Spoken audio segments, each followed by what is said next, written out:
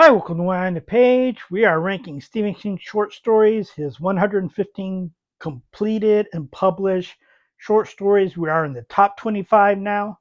Let's go ahead and get started. Short story number 25, perhaps a bit of a cheat, is from different seasons. It is in the novella The Body. It is The Revenge of Lard Ass Hogan, which was published, I believe, in Cavalier magazine. It is not in a short story collection. And to be fair, we don't necessarily get the complete short story in this. We get the majority of the short story, and then King has his narrator, Gory LeChance, kind of end it in a back and forth with his friends. So I guess 25 with an asterisk, but it's still probably one of King's funniest stories. And you've probably seen it in the movie Stand By Me. Fairly decent uh, adaptation of that short story in the movie.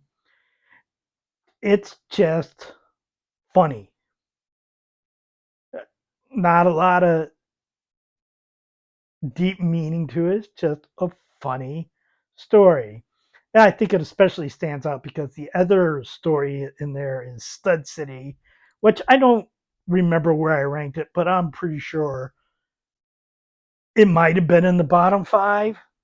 Definitely, I would say probably in the bottom 10. Uh, that one was in the body also.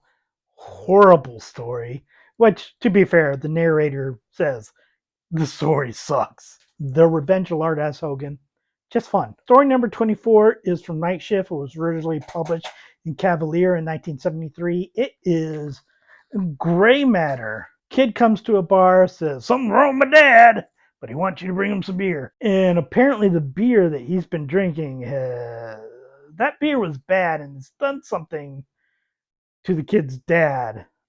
This is pretty much an EC comic like story, not quite in the same vein as The Revenge of Lars Hogan, but it's also just a fun story.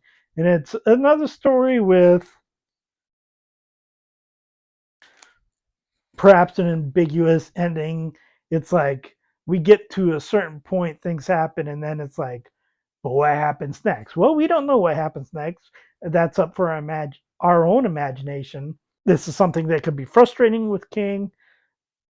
I don't think, at least in his writing career at this point, it's something that is as bothersome as it gets later. And I think it's at a point in the story, it's like, well, whatever happens next, I feel comfortable where you left us. Short story number 23, also a Night Shift. Also published in Cavalier, this time in October 1970. It is Graveyard Shift. Uh, Rats. Yeah, rats in a dark textile mill. Pretty damn scary. One of those early King stories that touches upon a fear that a lot of people have. Uh, don't particularly like the main character here, but he also has to deal with worse people. And it's not about the character, it's about the fear and also about facing that fear and also finding out, yeah, maybe you shouldn't have.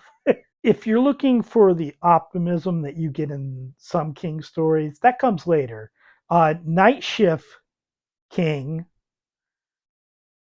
there isn't necessarily a lot of optimism. There's horror and there's grief and there's fear.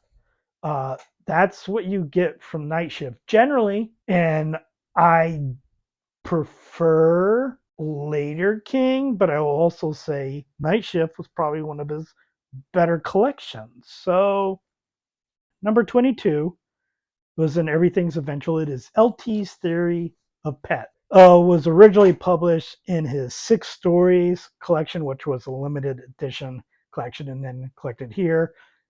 he also did an audio book of it, which he recorded himself in front of an audience. He read this. My suggestion is, if you have the ability to listen to this, that's my first experience with this story, was listening to an audiobook read by Stephen King. That's probably, I will say, the reason it ranks so highly, because I had that first experience with that, and I can listen to that also whenever I want. It's basically a guy is telling his coworker the story about his wife and their pets, and how their pets get along, and uh, basically it's a very comic tale until it gets darker, but the darkness is a bit subtle. It's not in your face, and I think that what makes it even better. But really, if you do experience a story, even if you've read the story before, try to get hold of the audio recording of Stephen King doing it. Excellent version of it. Number 21, In Night Shift Again, published in Cavalier magazine in June 1973. It is Trucks, which you would know in movie form as Maximum Overdrive. I love Maximum Overdrive, but it's not a good movie.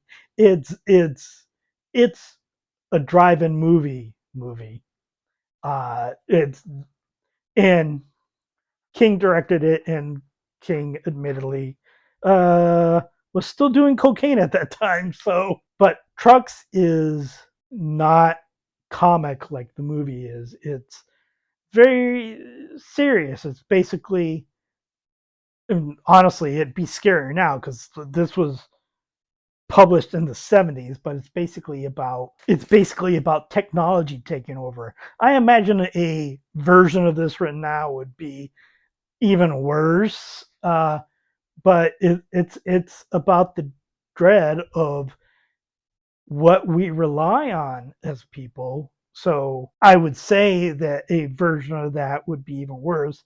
But we kind of got a version from King about that a little bit with Cell, and I don't think Cell is that great, although I look upon it more fondly than I did when I first read it. But this is a short, dirty, hard version of it, and it's an excellent one. Don't expect Maximum Overdrive if you've not read the short story before. It's much better than that. We're down to the top 20 now. The best of the best coming up. Please like, subscribe, leave a comment, and talk to you next time.